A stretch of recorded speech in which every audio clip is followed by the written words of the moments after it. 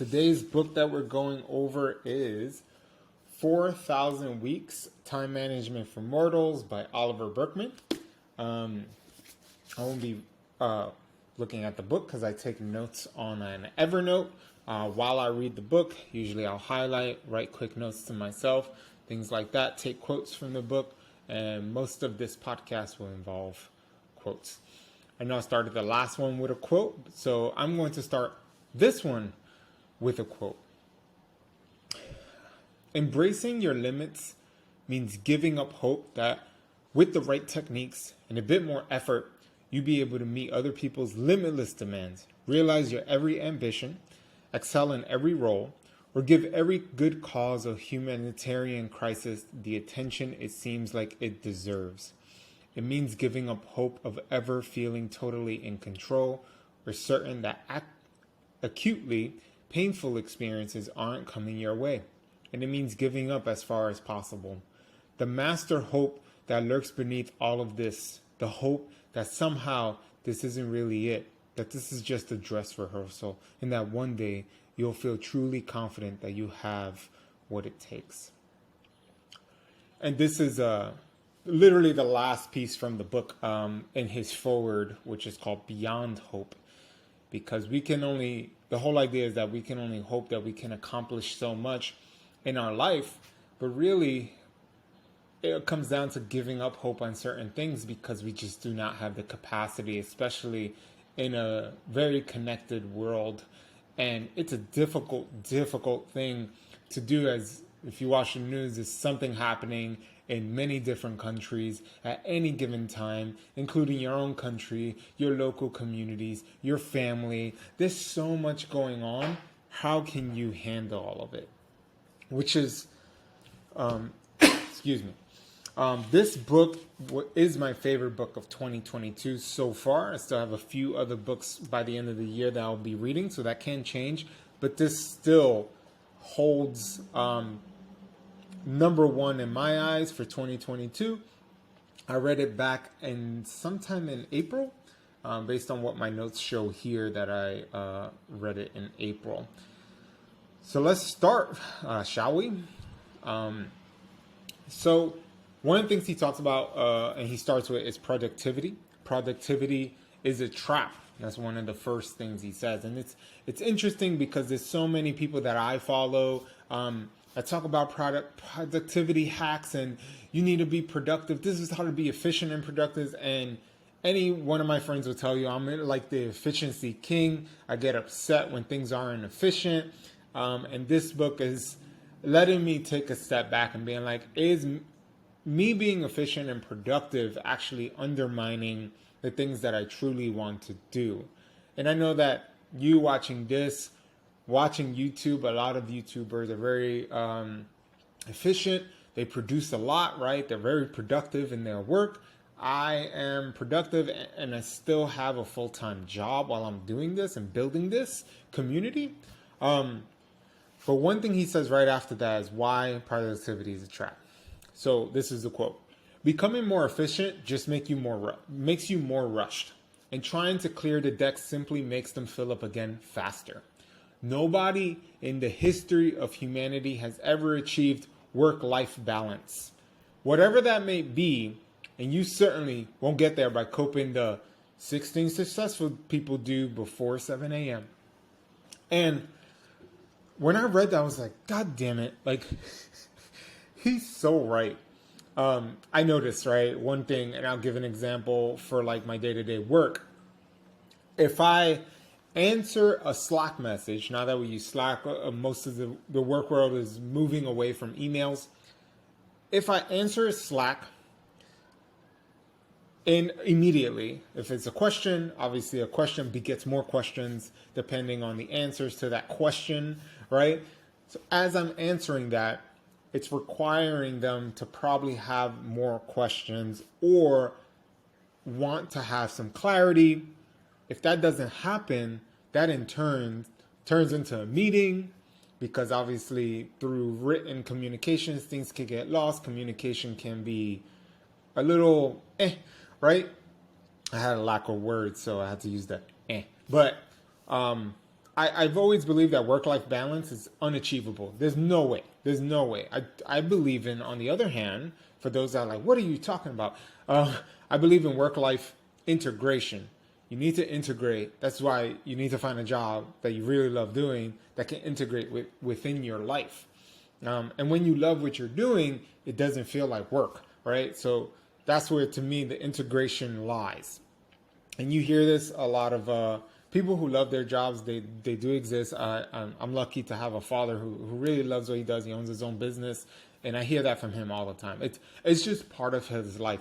He talks about it when he's not even working, right? These are things that he talks about, he thinks about, and it's not like he looks upset when he does. He's very excited, knows what he's talking about. Those are the things that I wish to obtain, and I'm sure you, listener or watcher, feel that way as well. So, moving on to the next quote. Eternity ceased gradually to serve as the measure and focus of human actions. That's a quote from a philosopher named with the last name Mumford. In its place came the dictatorship of the clock, the schedule, and the Google Calendar alert.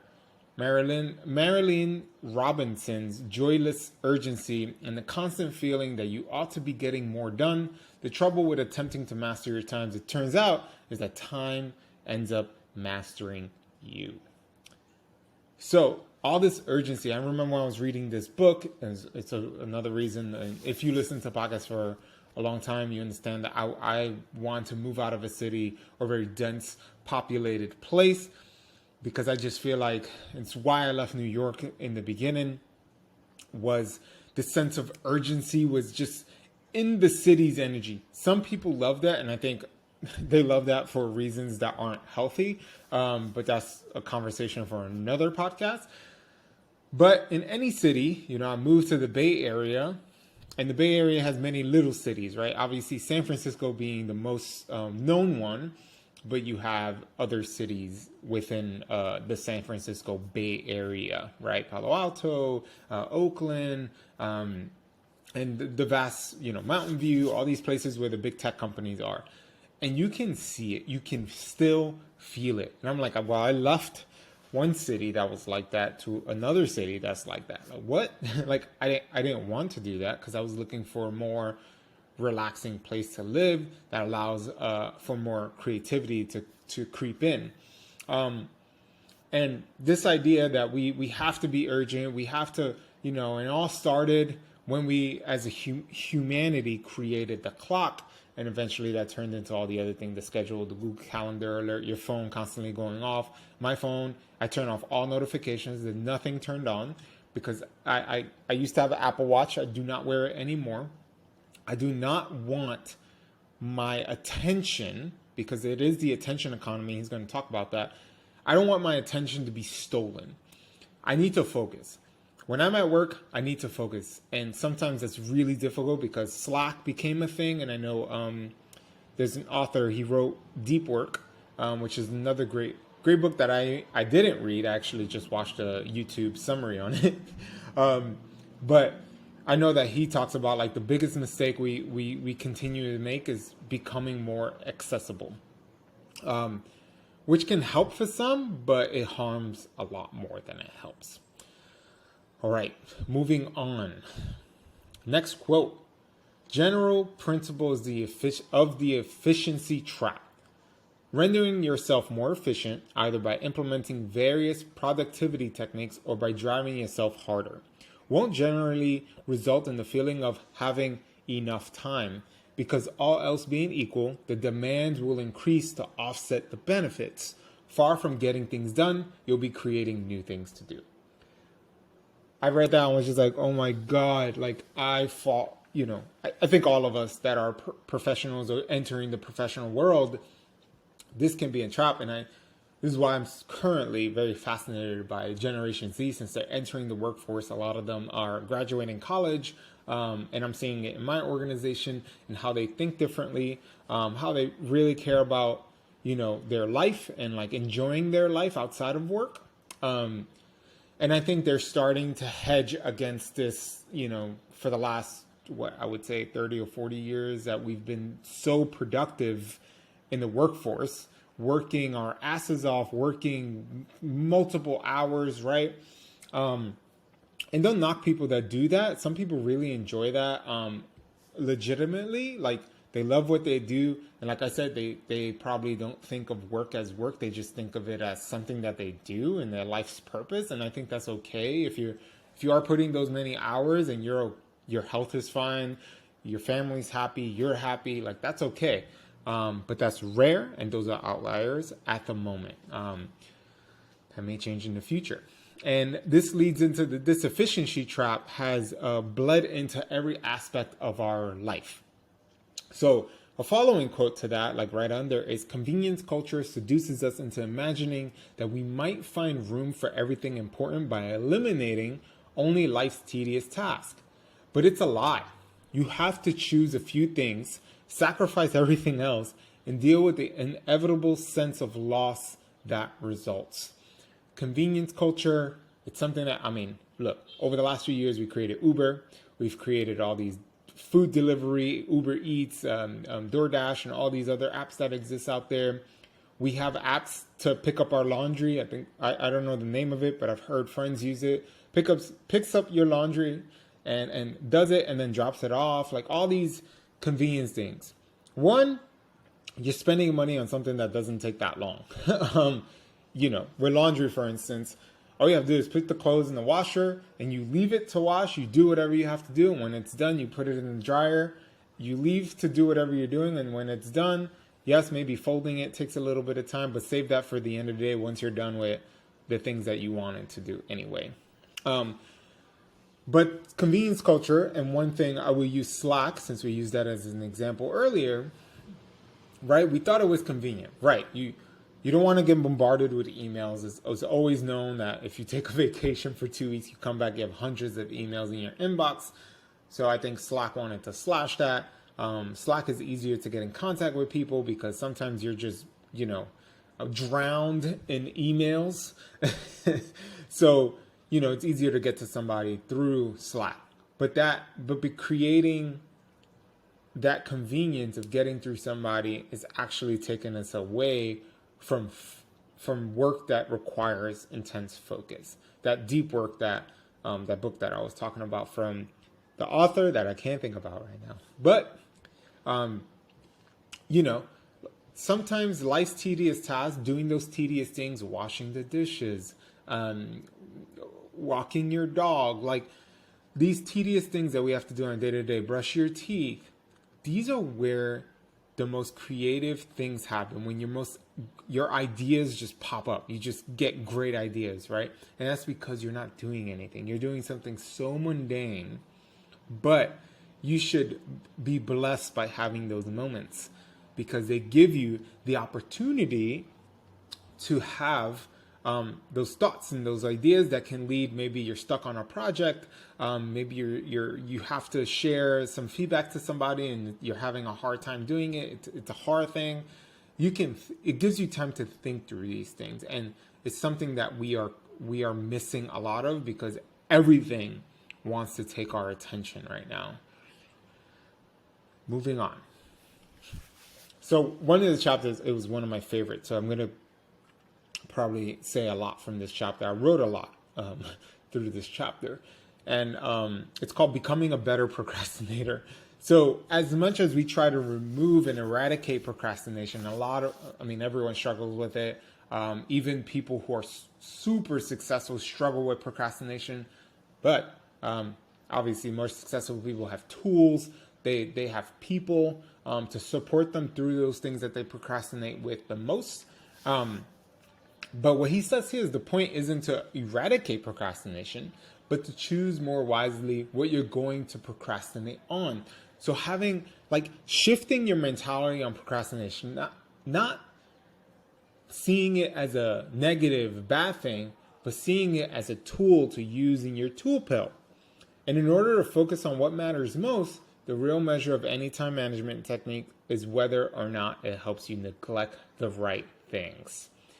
So when you're looking at all those books that have all those time management techniques, what is helping you focus on the right things and neglect all the things you don't need to focus on. I like the rule of 3. That means I have 3 things that I focus on. Nothing else matters. I wrote an article recently on 3 things that I'm focusing on: speaking, writing, and my family, right? Anything that I do in my life, whether that be work, whether that be this, anything that I do is leading me to one of those. So people will be like, well, why are you so big into fitness and nutrition? Well, that's because I want to live a long life for my family. So it still ties into one of those 3, which is why I continue to do it. So when I have those 3 focuses, I know that I can neglect things because it will lead me further away from those values. And when I choose things to do right, it leads me closer to those 3 and to making those 3 really adamant in my life. Gives me more time to spend with family, gives me more time and opportunities for speaking, for writing, right? At the end of the day, I want to add more time, right, to my life. Time management, sticking to that.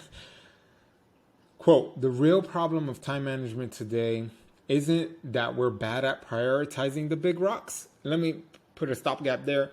So there's this famous video of a teacher who comes into a class. I used to do this in my old job. We used to show students about the 3 different rocks. You have a jar, and then it's like if you put the sand in, the small rocks, and then the big rocks, you will not have enough space for the big rocks.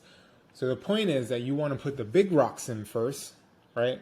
Family, fitness, taking care of your body, your relationship, your intimate relationship, anything that you find super, super important, right? Your friends, spend time with your friends, your kids, blah, blah, blah, blah. Those are the big rocks. And then you have your little rocks, like kind of like medium-sized rocks. And those are like all the things that you have to do for within work, the things you have to do in day-to-day, just living life. And then you have your sand, so your very, very small rocks that will fit in that jar. So the problem with today's day and age is that there's too many rocks. And most of them are usually never making it even inside the jar. So the critical, and I'm continuing the quote, the critical question isn't how to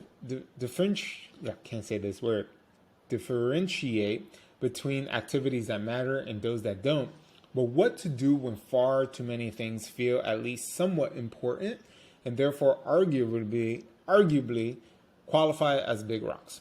Fortunately, a handful of wiser minds have addressed exactly this dilemma, and the council coalesces around 3 main principles. Now, folks, if you like to take notes, these are 3 great principles to follow. So he calls it the art of creative neglect. So number 1 is to pay yourself first when it comes to time. He says, if you try to find time for your most valued activities by first dealing with all the other important demands on your time in the hope that there'll be some left over at the end, you'll be disappointed. So if a certain activity really matters to you, a creative project, say, though it could just as easily be nurturing a relationship or activism in the service of some cause. The only way to be sure it will happen is to do some of it today, no matter how little, no matter how many other genuinely big rocks may be begging for your attention. So it's things that you really, really, really care about. For instance, I'm going to use the example for me, writing. I write every day. Most of the writing that I do doesn't go anywhere. It stays in my notebook. It stays on my Evernote. It stays personal. But I do it every day. So when the time comes and I have, I get hit with the power of the muse, as Stephen Pressfield talks about, I'm able to write a lot.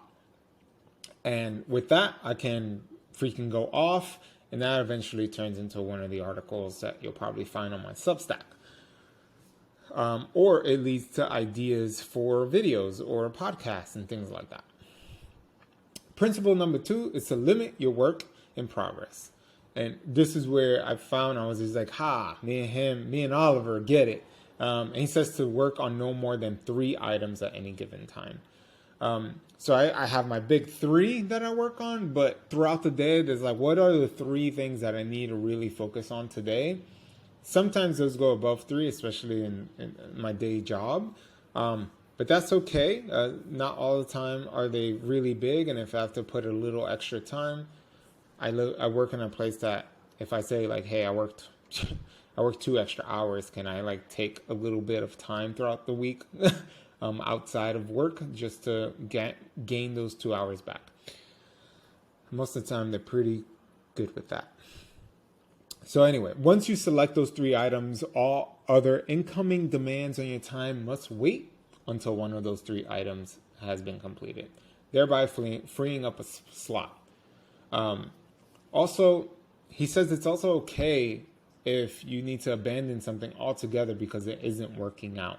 You try, you're not getting anything good, or like you're going to a place where like your productivity is turning into nothing, right? You're just wasting your time at that point.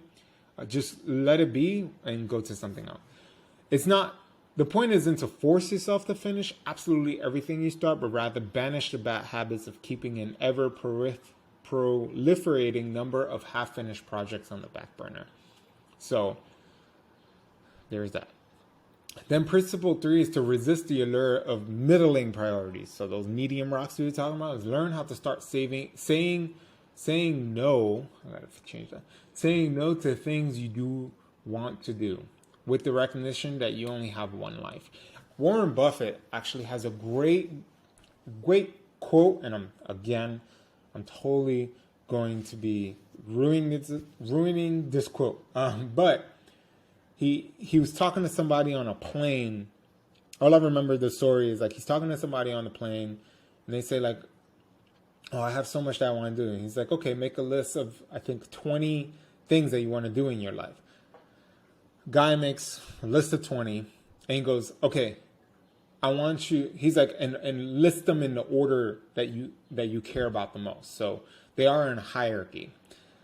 And then he goes, cut out, I think it was 15 of them, and don't ever look at them again. So I think it was, or cut out 17. See, I told you I'm going to ruin this. You can look it up. The story should be easy to find. And basically he's saying like, we all want to do a lot of things in our life. Sorry, my freaking camera is being a little douchey. There we go. Sorry about that, folks. But it's just to really start like, yeah, there's going to be things you want to do, but you're going to have to say no to them for the more important things that you want to do. And one of the things I really like that he talks about is, quote, we invariably prefer indecision over committing ourselves to a single path. So instead of committing ourselves, we rather be indecisive. This is a trap I've fallen into so many times. And this is why I always say it's great to have good friends and mentors around you. I have a men's group that I'm a part of. I know I always say that.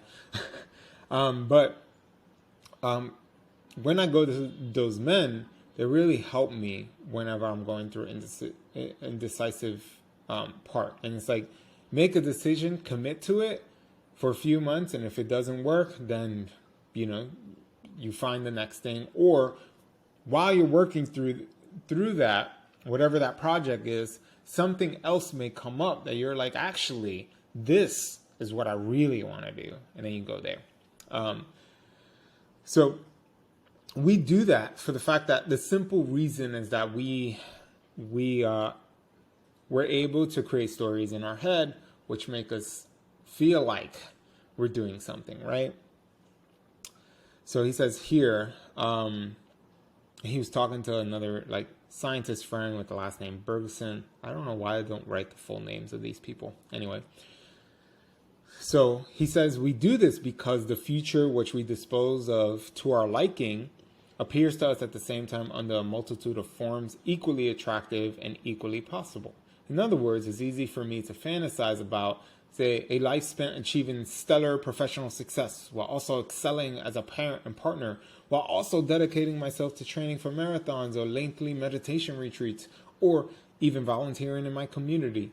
Because so long as I'm only fantasizing, I get to imagine all of them unfolding simultaneously and flawlessly. So you create a story, you feel good because you're like, look at me, if I did all these things, look at my future self, right? And we constantly, it's a very, I call it a Western disease, that we're constantly going into the future, because the idea of the future is pregnant with an infinite amount of possibilities. I don't know why I couldn't say that. Anyway, it's just more fruitful than the future itself. So you imagining these things, you creating that, which is a great human experience that we can have.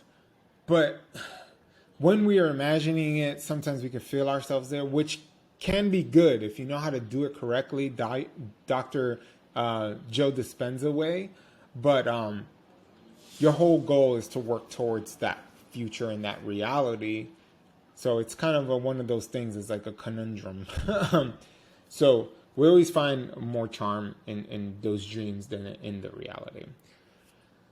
So then he goes into this piece of the inevitability of settling. We have a problem with settling right now in our current day and age. I mean, I see it in dating when I'm talking to my single friends. I see it in the job market, right? And I work very closely in looking and understanding the job market and where things are going.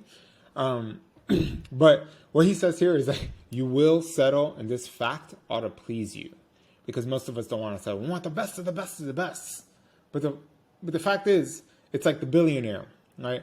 You have $1 billion, you're set for life. But he has a friend, right? He talks to his friend, goes to a party. He has a friend who's making $5 billion. Oh, shit. So he knows he has to work harder to get to 5 billion. But that 5 billion friend has a friend that makes $10 billion. So that guy is trying to work his hardest to reach 10 billion guy. And then, it continues up and up and up, right?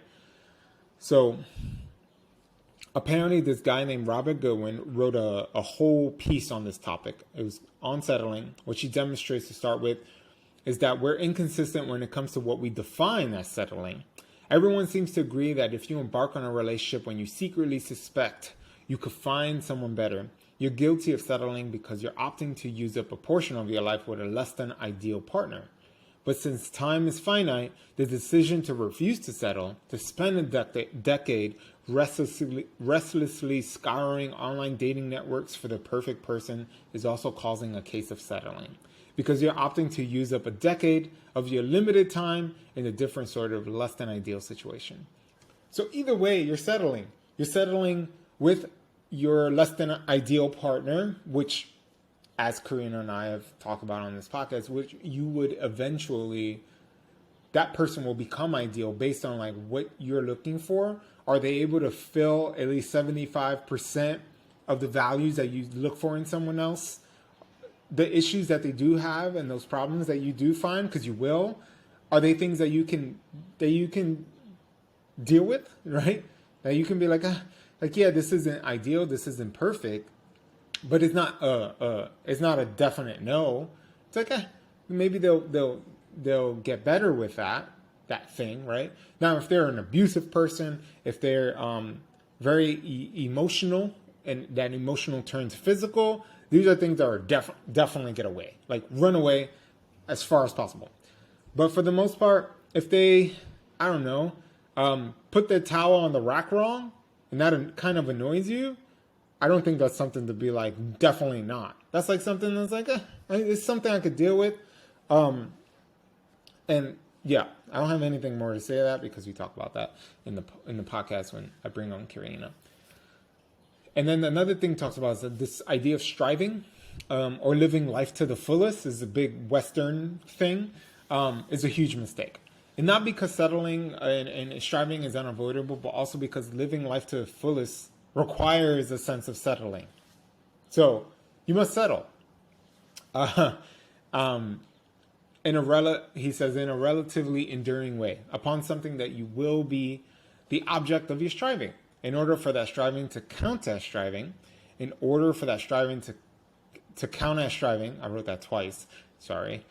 He writes, you can't become an ultra successful lawyer or artist or politician without first settling on law or art or politics and therefore deciding to forego the potential rewards of other careers. Unfortunately, that's not a problem I see a lot of people with. I have that problem where I want to have 3 or 4 careers in my life. I have things that I want to do, so much that I want to do. I want to live multiple lifetimes so that I can do all of them. But I know that I won't. I probably won't. I probably can hit 2 or 3, maybe, but I'm okay with just settling for 1 or 2 and being happy with that, for instance. So find your things. Then he talks about this experiment with the social psychologist Daniel Gilbert, which I believe wrote a book on time management or habits. I think he wrote a book on habits. And they gave hundreds of people the opportunity for a free poster from a selection of art prints. Then he decided the participants to go into two groups. The first group was told that they had a month in which they could exchange their poster for any other one. The second group was told that the decision they'd already made had been final. In follow-up surveys, it was the latter group, those who were stuck with their decision, and who thus weren't distracted by the thought that it might still be possible to make a better choice, who show by far the greater appreciation for the work of art they'd selected. Such a simple experiment that proves so much. But in today's society, in the world that we've created, there's always something better. New iPhone comes out every year. You just got the iPhone. I just got the iPhone 13. The 14 is coming out. I think it's already out, actually. I don't even know, because I was like, well, I'm settling with this one, and I'm going to keep it for 4 years. I don't care. I don't need anything. Every year it's a minor difference. I don't care that much. But there's people that do. I used to work in retail at AT&T, and people would get the new phone every single year. Moving on. The attention economy is designed to prioritize whatever is most compelling, instead of whatever is most true or most useful. It systematically distorts the picture of the world we carry on our heads at all times. And calls this the watermelon problem. I don't know why he called it the watermelon problem, but is that our attention is all over the place. And, you know, I love marketing. I think it's great, and from psychology to like find a way to sell something and basically input a need, or like there is a need out there for certain things, but some things not really. Like, you know, I have this qualm with supplements. It's really hard to find good supplements because there's so many out there and they're not regulated, that most of the time people are just taking placebos. But that's just one way. So imagine your attention is being grabbed in so many ways through social media, through work, through anything that's in your face all the time. I mean, I would say look right now at your time spent on your phone, and you will see what's grabbing your attention the most. It even shows you a list of what the apps you use the most. I know for me, it's Instagram, for instance. I've gotten better over the years, but it's still pretty bad. And then this influencers, what I just talked about, influences our sense of what matters. What kinds of threats we face, how venal our political opponents are, and thousands of other things. And all of these distorted judgments then influence how we allocate our offline time as well. So I always say, a point of growing, and I think I wrote this on an article recently, the point of growing up, of adulting, is unlearning a lot of what you were indoctrinated to. And the problem is that there's so many things that in our life right now that are grabbing our attention, putting things in our minds that we probably don't even believe in. I know I'm definitely in that, and I have to think twice, which is why I created this podcast, to ponder, because pondering on like, hey, where does this thought and idea came from? Why do I believe in these things, right? And some things I'm like, great, like fine. I was indoctrinated into this thing because I listened to XYZ multiple times. But is it correct? And I have to consistently like challenge that thought and idea, right? Especially with things like when it comes to masculinity and like understanding that piece. Since I didn't grow up with a father or father figures around me, it's something that I have to consistently catch myself on, because it's, there's so many ways to look at masculinity and that energy as a man. But what does it look like when a female is masculine? Or there's so many like thoughts to go through that I'm consistently like challenging those thoughts. Anyway. Moving on, the impatient spiral. Working too hastily means you'll make more errors, which you'll then be obliged to go back to correct. Hurrying a toddler to get dressed in order to leave the house is all but guaranteed to make the process last much longer. So us working, and I'm an impatient person, so I fall into this trap all the goddamn time. When I work too fast or I'm doing something too fast, like when I'm cooking, I'm dropping stuff, I'm breaking things and breaking glasses, which costs time because now I got to clean the glass. I got to make sure the animals don't come close. It's all these things. And the scientist calls this our modern disease of accelerated living to a condition as serious as alcoholism.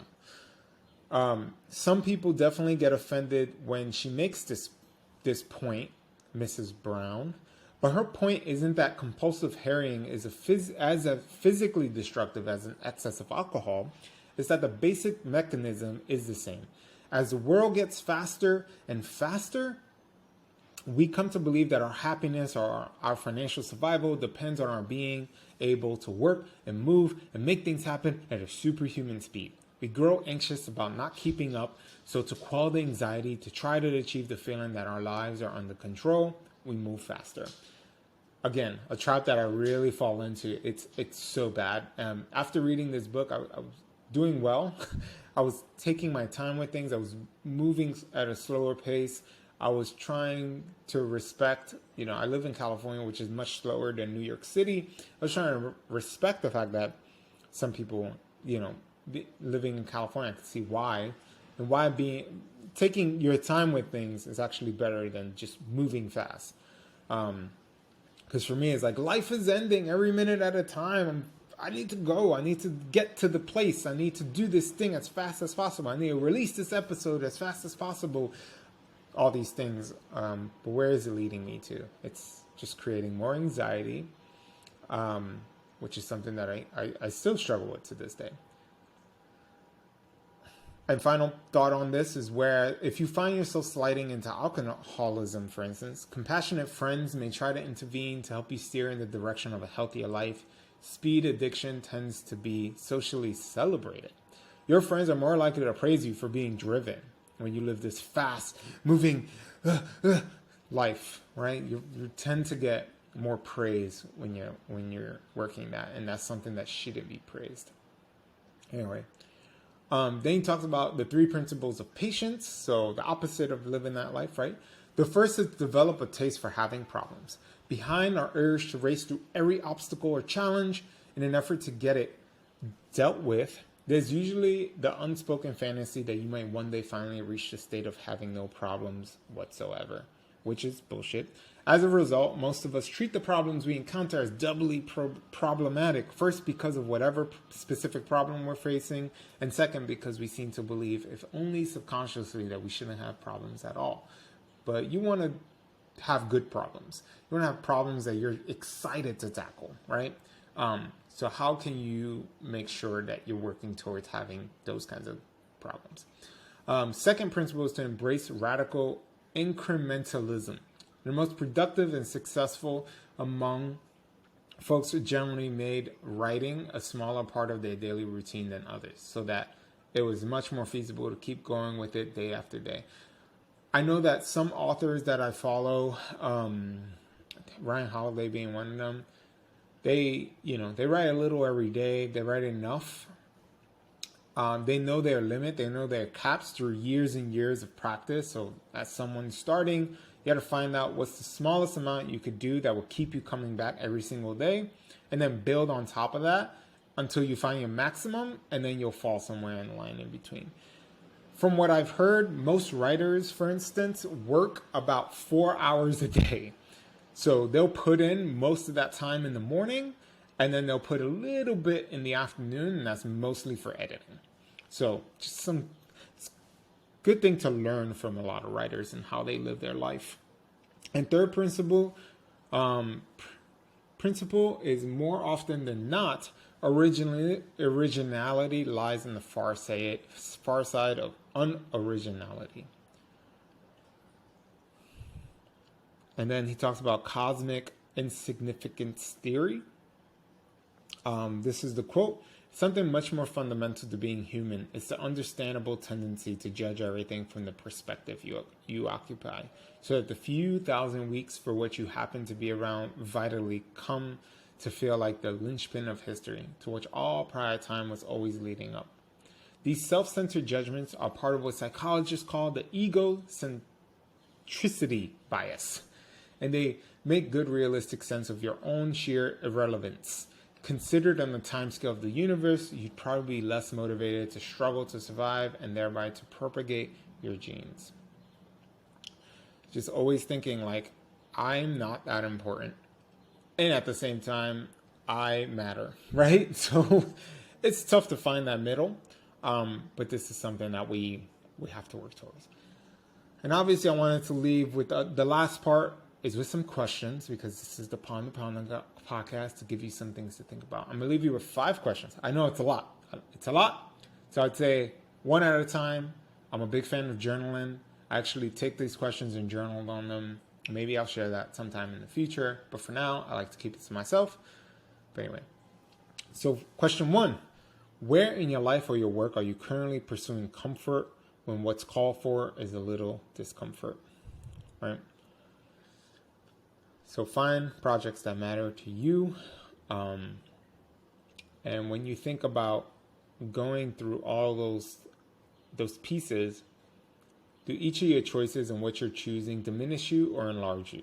Great question to think about. So 2-parter there. Question 2. Are you holding yourself to and judging yourself by standards of productivity or performance that are impossible to meet? Question 3.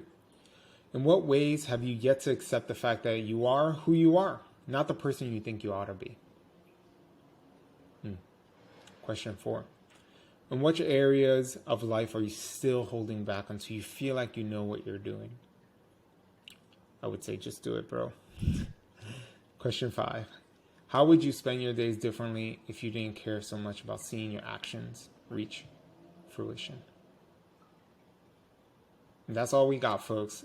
Thank you so much for listening to this piece, 4,000 Weeks, Time Management for Mortals by Oliver Burkeman again.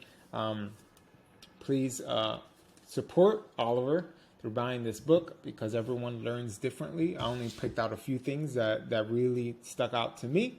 There's probably something in there that will stick out to you. I know this was a longer one than others, but this was my favorite book of the year. And let's continue the conversation. Feel free to reach out to me via Twitter. All the links will be below for socials. And until next time, see y'all soon. All right, ponder on that.